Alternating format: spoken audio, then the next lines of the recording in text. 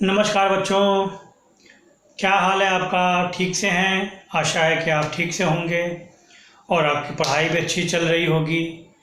बच्चों, एक चीज़ मैंने अभी आपको व्हाट्सएप करी थी और इस चीज़ पर आप ज़रूर ध्यान देंगे। हमारी प्रदेश सरकार ने स्वयं प्रभा चैनल के द्वारा भी आपको पढ़ाई कराने की सुविधा प्रदान करी है। तो इसको भी आप अपने डिश टीवी के माध्यम से स्वयं प्रभा चैनल ज़रूर देखें। इसका जो प्रसारण है वो सुबह 11 से 1:30 बजे तक, और इसी का रिपीटिशन जो है वो 4 से 6:30 शाम को आता है, जिसमें कक्षा 10 और कक्षा 12 की पढ़ाई मुख्य विषयों की होती है। तो इसको आप ज़रूर देखें, इसका भी आप लाभ अवश्य लें। इसका एक और भी विकल्प है कि अपने आप मोबाइल से प्ले स्टोर में जाएं और स्वयं प्रभा चैनल कैसे देखें, या उसको आप डाउनलोड कर लें अपने मोबाइल में, तो इसको आप कभी भी देख सकते हैं। तो ये बहुत अच्छा है और ये प्रदेश सरकार की बहुत अच्छी नीति है।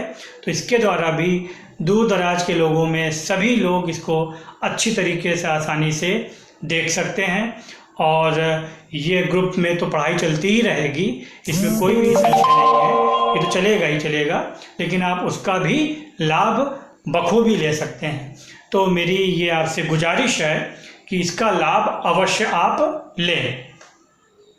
बच्चों, आज का हम लोग का टॉपिक जो कक्षा 12 में जीव विज्ञान बायो में जो हम लोग पढ़ रहे थे, रिप्रोडक्शन इन ऑर्गेनिज्म, उसी के आगे हम लोग शुरू कर रहे हैं। हम लोगों ने रिप्रोडक्शन में यह देखा था कि रिप्रोडक्शन क्या है, जीवन काल क्या है। फिर हम लोगों ने रिप्रोडक्शन के प्रकार, इसमें अलैंगिक और लैंगिक, उसमें अंतर किया था। और फिर अलैंगिक यानी एसेक्सुअल रिप्रोडक्शन के कई प्रकारों के बारे में चर्चा करी थी, जिसमें से एक लास्ट हम लोग पढ़ने जा रहे हैं, वेजिटेटिव प्रोपगेशन या वेजिटेटिव रिप्रोडक्शन, हिंदी में कायिक प्रवर्धन या कायिक जनन। ठीक है, तो कायिक जनन या कायिक प्रवर्धन, अंग्रेजी में वेजिटेटिव रिप्रोडक्शन या वेजिटेटिव प्रोपगेशन लिखा भी हुआ है। तो सबसे पहले हम लोग यही समझ जाएं कि आखिर ये वेजिटेटिव रिप्रोडक्शन है क्या? क्या है वेजिटेटिव रिप्रोडक्शन? कायिक जनन है क्या? बच्चों, आप अच्छी तरीके से जानते हैं कि कोई भी ऑर्गेनिज्म हो, वो उसका शरीर जो होता है 2 भागों में बटा होता है। एक उसका कायिक भाग, वेजिटेटिव पार्ट या सोमैटिक पार्ट कहलाता है, और दूसरा सेक्सुअल पार्ट, जननिक भाग होता है। क्या अंतर है दोनों में? खूब अच्छे से याद है, बस एक बार हम आपको दिमाग में रिकॉग्नाइज करा देते हैं। अगर वह भाग, ऑर्गेनिज्म का वह भाग, अगर उस भाग में से हम कोशिका को लें और कोशिका के अंदर हम क्रोमोसोम को देखना चाहें, तो क्रोमोसोम अगर जोड़े में रहें, यानी पेयर्ड रहें, यानी जोड़े में रहें, तो वह भाग कायिक भाग कहलाएगा। क्योंकि इस भाग में जब कोशिकाएं बनती हैं तो अर्धसूत्री विभाजन, मियोसिस नहीं होता, इसलिए ये द्विगुणित यानी 2 जोड़े में, यानी जोड़े में होते हैं। राइट? ऐसा भाग जिसमें कोशिकाओं के अंदर गुणसूत्र को देखा जाए और गुणसूत्र अकेला हो, जोड़े में ना हो, वह भाग सेक्सुअल पार्ट कहलाता है। यही मुख्य बात है। तो पौधे में कौन कौन से कायिक भाग होते हैं? जड़, तना, पत्ती, ये मुख्य कायिक भाग हैं। और जो पुष्प है, फ्लावर है, वो कैसा होता है? जननिक भाग होता है। तो अगर जड़, तना, पत्ती के द्वारा पौधे में जनन क्रिया हो तो इसी को हम वेजिटेटिव प्रोपगेशन या वेजिटेटिव रिप्रोडक्शन यानी हिंदी में कायिक जनन, कायिक प्रवर्धन कहते हैं। बच्चों, इस शब्द का प्रयोग ये आपको किताब में, आपकी किताब में लिखा हुआ नहीं मिलेगा, लेकिन मैं आपको बता रहा हूँ, इस शब्द का प्रयोग, वेजिटेटिव रिप्रोडक्शन का प्रयोग प्लांट के परिप्रेक्ष्य में करते हैं। पौधे के लिए किया जाता है, जंतुओं के लिए इस शब्द का प्रयोग नहीं किया जाता। ठीक है, तो अब आइए यहाँ पर हम लोग बात करते हैं कि वेजिटेटिव रिप्रोडक्शन में कौन कौन सी चीज़ें लिखी गई हैं। बच्चों, इसका एग्जाम्पल, उदाहरण ही हमें याद रखना है, बस इसका आप जरूर ध्यान रखेंगे, केवल उदाहरण ही याद रखना है। लेकिन हम लोग एक एक चीज़ को थोड़ा सा डिस्क्राइब करेंगे, लेकिन आप उदाहरण जरूर याद रखें।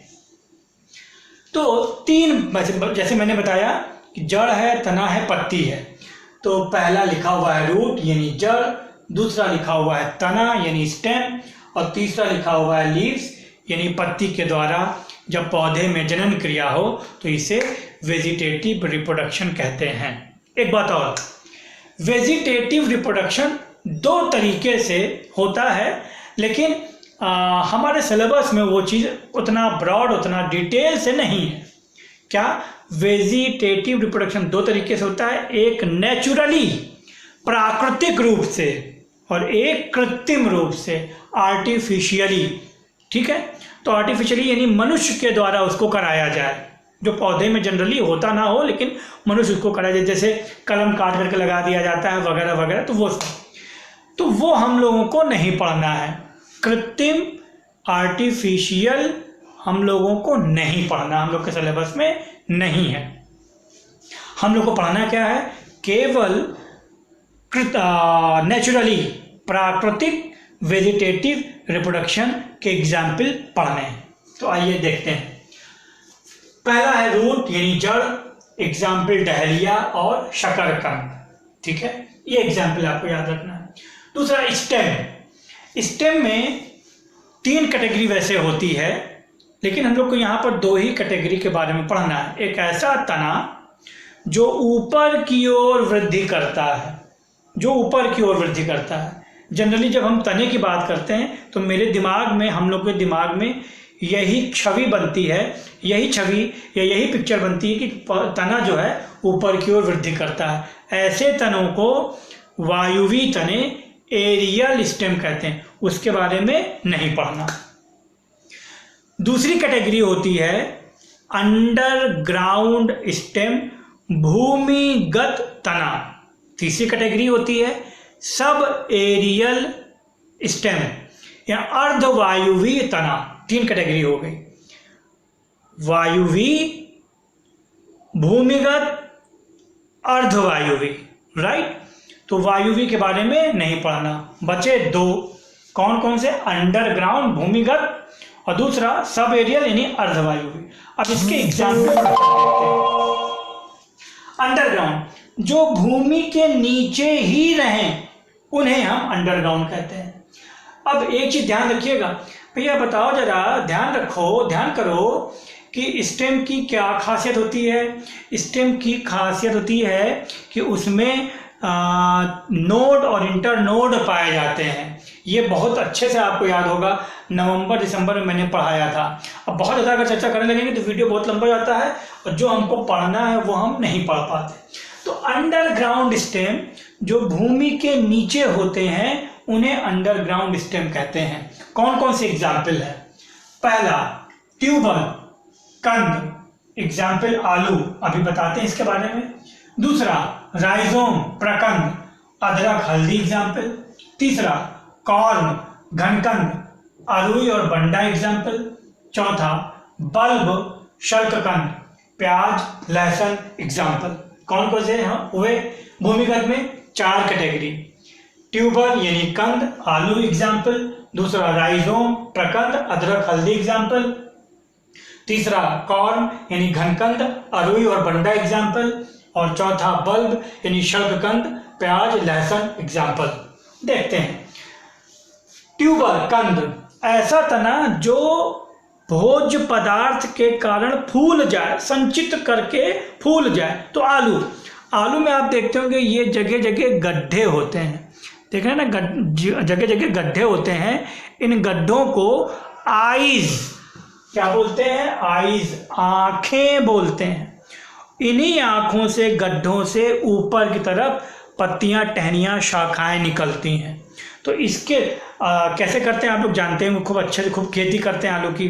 तो क्या करते हैं, आलू को छोटे छोटे टुकड़ों में काट करके और लगा देते हैं, उससे नई शाखाएं, नया पौधा तैयार हो जाता है। तो ये हो गया ट्यूबर यानी कंद, पोटैटो एग्जाम्पल। राइजोम, देख रहे हैं राइजोम की हिंदी प्रकंद, कॉर्म की हिंदी घनकंद। प्रकंद और घनकंद में बहुत बारीक अंतर होता है। देखो प्रकंद, प्रकंद का एग्जाम्पल अदरक, हल्दी, और घनकंद का एग्जाम्पल अरुई और बंडा। ध्यान दीजिएगा, अरुई को एक तरफ लीजिए और एक तरफ ये अदरक को लीजिए। अगर फौरी तौर पर कहीं अगर मार्केट में सब्जी लेने जाते हैं, कभी कभी झटके में अरे एक जैसा दिखने लगता है, लेकिन ध्यान देंगे अदरक, हल्दी में यानी प्रकंद में क्या होता है, प्रकंद में ऊपर की तरफ ये ब्राउन कलर का छिलका होता है। और इसमें तो नहीं समझ में आएगा, लेकिन आप अपने से देखेंगे अदरक को घर में, आप देखेंगे कि उसमें हल्की सी ये डार्क कलर की, थोड़ा हल्का डार्क, बहुत ज़्यादा डार्क नहीं, हल्का डार्क होगा, यानी गाढ़ा पट्टी होगी, और फिर उसके बाद हल्की पट्टी, फिर गाढ़ी, फिर हल्की, फिर गाढ़ी, फिर हल्की। ऐसा हल्दी में भी दिखाई देगा। अगर उसको थोड़ा सा साफ कर लेंगे, सूर्य के प्रकाश में देखेंगे, तो आपको बिल्कुल ऐसे ही दिखाई पड़ेगा। ऐसे तने भूमि के नीचे क्षैतिज वृद्धि करते हैं, इनको हम प्रकंद कहते हैं। अदरक, हल्दी एग्जाम्पल। जल्दी चलते हैं। कॉर्म, घनकंद, सेम वही चीज, अरुई में भी ऊपर छिलका रहेगा, यानी स्केल रहेगा, छिलका रहेगा, और उसमें भी डार्क और हल्की पट्टियां होंगी। लेकिन यहाँ अंतर क्या है, अरुई जो है भूमि के नीचे ही ऊर्ध्वाधर, ऊपर की ओर वृद्धि करेगी, भूमि के नीचे ऊपर की ओर वृद्धि करेगी। लेकिन प्रकंद में भूमि के नीचे ही इस तरीके से वृद्धि होगी, यानी क्षैतिज होगी। ये दोनों में अंतर है। फिर बल्ब, बल्ब में प्याज, प्याज आप जानते ही हैं। तो यहाँ पर इसको हम काट देते हैं। जब आप काटते हैं तो इस प्रकार से थोड़ा सा कुछ लेंस की तरीके, जैसे उत्तल लेंस होता है, कुछ उस तरीके से बना हुआ रहता है। तो वो स्टेम है, और उसके नीचे से अपस्थानिक जड़ें निकलती हैं, और जो हम लोग खाते हैं सलाद में, वो उसका शल्क पत्र होता है। तो नीचे एकदम जहाँ जो हम लोग काट कर फेंक देते हैं, इस तरीके से गोला तरीके से, या बल्ब के आकार का, उसको बल्ब कहते हैं, यानी गोला फूला हुआ भाग, तो उसको बोलते हैं बल्ब। तो इसलिए वो एग्जाम्पल हो गया बल्ब, शल्ककंद यानी प्याज और लहसुन। फिर दूसरा कैटेगरी हो गई, पहली कैटेगरी अंडरग्राउंड स्टेम में, ये सब कैटेगरी 4 हो गई। अब दूसरी कैटेगरी आ रही सब एरियल, अर्धवायुवी। अर्धवायुवी में क्या होगा, थोड़ा सा तने का कुछ भाग वो ऊपर की ओर होगा, कुछ भाग भूमि के नीचे होगा, ये इस तरीके से होगा। सब एरियल यानी ना तो पूरी तरीके से वायुवी और ना ही पूरी तरीके से एरियल। देखो अंडर भूमिगत में क्या होगा, सब बिल्कुल नीचे ही रहेगा, और एरियल में क्या होगा, बिल्कुल ऊपर ही रहेगा। दोनों के बीच की कैटेगरी हो गई सब एरियल। तो वही बात है अर्धवायुवी। अर्धवायुवी में कौन कौन से एग्जाम्पल फटाफट देख लेते हैं। रनर, दूब घास, शकर, पुदीना, स्टोलन, पैसिफ्लोरा, ऑफसेट, जलकुंभी, ये एग्जाम्पल है। रनर में दूब घास, शकर, पुदीना, स्टोलन, पैसिफ्लोरा, ऑफसेट, जलकुंभी। इसको समझ लेते हैं। रनर, रनर में पौधा इस प्रकार से वृद्धि करेगा, जैसे अगर ये मान लीजिए ये सॉइल है तो ऐसे वृद्धि करेगा, ऐसे हल्का से ऊपर, फिर इस तरीके, फिर ऐसे, फिर ऐसे, फिर जैसे यहाँ पर दिखाया गया, देखिए इस तरीके से ऐसे वृद्धि करेगा। तो इसके जगह जगह पर गांठें, नोड होता है, पर्व संधियां होती हैं, उससे नीचे की ओर जड़ और ऊपर की ओर हल्की छोटी छोटी शाखाएं या पत्तियां निकली होती हैं जगह जगह पर। तो इस तरीके से ये वृद्धि करता है, यानी लाइक दैट, ऐसे फिर ऐसे फिर ऐसे, जैसे इसमें बना हुआ है, राइट, समझ गए।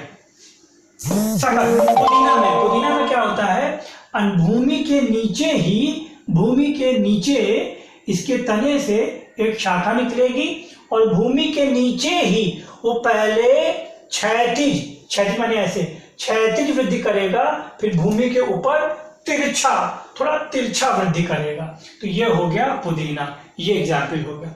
स्टोलन में, पैसिफ्लोरा में देखिए, ये भूमि के नीचे स्टेम है और स्टेम भूमि के नीचे से थोड़ा सा वो तुरंत ऊपर आ गया, उसका कुछ हिस्सा बाहर निकलता है और बाहर निकलने पर कुछ भाग कट जाता है और कट करके उससे नया प्लांट बन जाता है।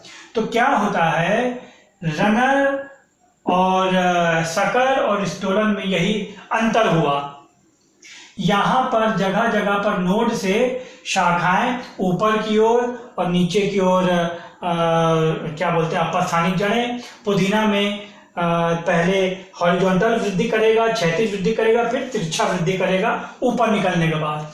यहाँ पर डायरेक्ट भूमि के ऊपर आ जाता है और यहीं से कट होकर के इसका भाग नया पौधा बना लेता है। तो अब यहाँ पर इसमें कोई संबंध नहीं रहेगा, लेकिन सकर में एक दूसरे संबंध रहता है। जब आप घास को उखाड़ते हैं तो ये सब लंबी उखड़ती चली जाती है। तो ये बेसिक अंतर हुआ। ऑफसेट में जो अभी मैंने एग्जाम्पल बताया सकर का, जिसका एग्जाम्पल पैसिफ्लोरा है, सेम यही चीज होगी, लेकिन अंतर क्या रहेगा, ये चीज थल में होगा और ये चीज जल में होगा। जब जल में हो तो एग्जाम्पल ऑफसेट, एग्जाम्पल इसका है आइकॉर्निया, जलकुंभी खूब देखा होगा, तालाबों में पड़ी रहती है। तो उसमें ये नीचे का जो ये पोर्शन होता है फूला होता है, ग्रीन कलर का फूल जाता है, मुलायम स्पॉन्जी होता है। तो स्पॉन्जी स्टेम होता है, पैटियोल बल्कि इसको बोलते हैं, पैटियोल, पर्णवृंत बोलते हैं, फूला हुआ पर्णवृंत। और फिर उससे इस प्रकार से फूले हुए उसके पत्रक होते हैं, यानी उसकी पत्तियां होती हैं। तो ये इसमें एग्जाम्पल हो गया ऑफसेट में जलकुंभी। फिर सबसे लास्ट में तीसरा एग्जाम्पल लीव्स, अजूबा की पत्ती को अगर आपने देखा होगा तो अजूबा की पत्ती में अगर अजूबा की पत्ती को जमीन में गाड़ दें तो पत्ती से ही नीचे की ओर अपस्थानिक जड़ें निकल करके और ऊपर शाखाएं यानी टहनियाँ, तने वगैरह निकल करके नया प्लांट बन जाता है। तो लीव्स में एग्जाम्पल अजूबा, ब्रायोफिल्लम। तो यही आज का टॉपिक था कि वेजिटेटिव प्रोपगेशन क्या होता है। तो जब कायिक भागों के द्वारा जनन क्रिया हो तो इसे हम वेजिटेटिव प्रोपगेशन कहते हैं। वेजिटेटिव भाग कौन कौन से होते हैं पौधे में, जड़, तना, पत्ती। जड़ के द्वारा एग्जाम्पल डहेलिया और शकरकंद। स्टेम में दो कैटेगरी हो गई, अंडरग्राउंड स्टेम और सब एरियल स्टेम। अंडरग्राउंड में कौन कौन से हो गए, ट्यूबर हो गया और राइजोम हो गया, कॉर्म हो गया, बल्ब हो गया। ट्यूबर में कौन कौन से एग्जाम्पल हैं वो सब हो गए। सब एरियल में रनर है, सकर है, स्टोलन है, ऑफसेट है और फिर लास्ट में लीफ यानी अजूबा की पत्ती। तो आज के लिए इतना ही। आशा है कि आपको समझ में अवश्य आया होगा। अगर कोई चीज़ नहीं समझ में आई हो तो आप हमसे निसंकोच पूछ लेंगे व्हाट्सएप के माध्यम से। और एक बार पुनः मैं कहना चाहूँगा, स्वयं प्रभा चैनल अवश्य देखें, उसका लाभ अवश्य उठाएं, नहीं तो अपने मोबाइल में डाउनलोड करके लाभ उठा सकते हैं। बहुत बहुत धन्यवाद। नमस्कार।